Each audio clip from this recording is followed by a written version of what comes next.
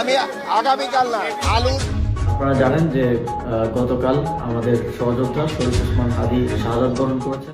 কিভাবে গুলি করে এইভাবে পল্টনের মতো একটা ব্যস্ততম এলাকা থেকে পালিয়ে গেল শুনেছি, সীমান্ত দিয়ে তারা পালিয়ে। অনেকেই বলে আমারে মাইরা ফেলবে যে কোনো সময়, তো যে কোনো দিন মাইরা ফেলতো, কিন্তু আমার বিশ্বাস আমি যদি দেবীর দ্বারে আসি, দেবীর দ্বারে আমাকে কেউ কিছু করতে পারবে। আমাদের মাঝে নেই,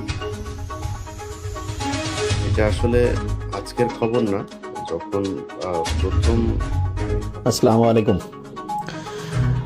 বাংলাদেশের যে ইতিহাস আছে, এই ইতিহাসের দিকে যদি আমরা তাকাই তাহলে দেখবো যে কয়েকটা হাতে গোনা মৃত্যু আছে, যে মৃত্যুগুলো প্রত্যেকটা মানুষকে হচ্ছে যে টাচ করে।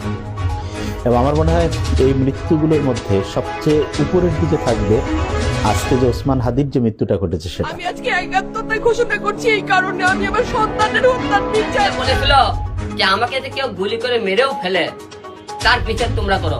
হাদি ভাই আপনি বিচার পাবেন। আপনারা জানেন যে গতকাল আমাদের সহযোদ্ধা শরীফ ওসমান হাদি শাহাদাত বরণ করেছেন। পুরো বাংলাদেশের মানুষ আজ শোকাহত এবং তারা শরীফ ওসমান হাদিকে যারা হত্যা করেছে তাদের বিচার চাই।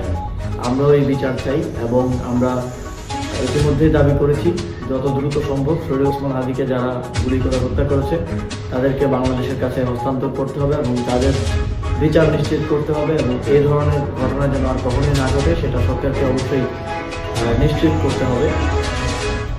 একই সাথে আমরা দেখেছি আজ সারা দেশে মানুষ ওসমান হাদির জন্য নেমে এসেছে। তবে এই ঘটনাকে কেন্দ্র করে বিভাজনকে উস্কে দেওয়ার জন্য এবং নানা ধরনের স্বার্থান্বেষী মহল আমরা দেখেছি যে গণমাধ্যম, ধর্মীয় প্রতিষ্ঠান এবং এই ঘটনার সাথে সম্পৃক্ত নয় এমন অনেক জায়গায় হামলা করেছে, অগ্নিসংযোগ করেছে।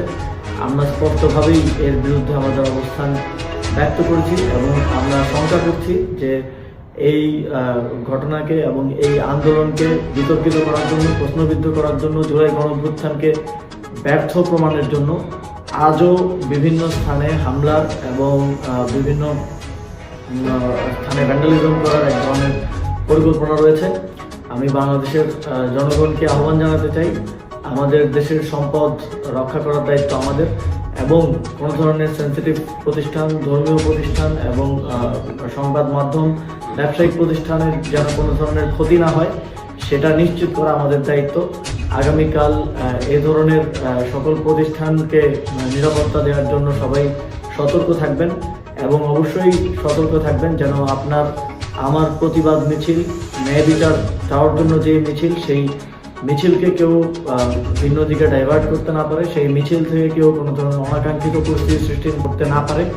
আমরা ওসমান হাদিকে একজন বীর হিসেবে স্মরণে রাখতে চাই। তিনি যেই সাংস্কৃতিক, সামাজিক এবং রাজনৈতিক লড়াই শুরু করেছিলেন ইনকিলাব কালচারাল সেন্টার, ইনকিলাব মঞ্চের মাধ্যমে, তিনি যে প্রতিষ্ঠান গড়ার কথা বারবার বলতেন, তিনি যে যোগ্য মানুষ গড়ে তোলার কথা বারবার বলতেন, সেই উদ্দেশ্য এবং সেই লক্ষ্যকে সামনে রেখে আমরা এগিয়ে যেতে চাই। আমরা তাকে সামনে রেখে যেন কেউ বাংলাদেশে সন্ত্রাস এবং ভাঙচুরের রাজনীতি করতে না পারে, তাকে সামনে রেখে যেন কেউ নিজেদের ব্যক্তি অথবা গোষ্ঠীর স্বার্থ হাসিল করতে না পারে, সে বিষয়ে সবাইকে সতর্ক থাকার আহ্বান জানাচ্ছি। ধন্যবাদ সবাইকে।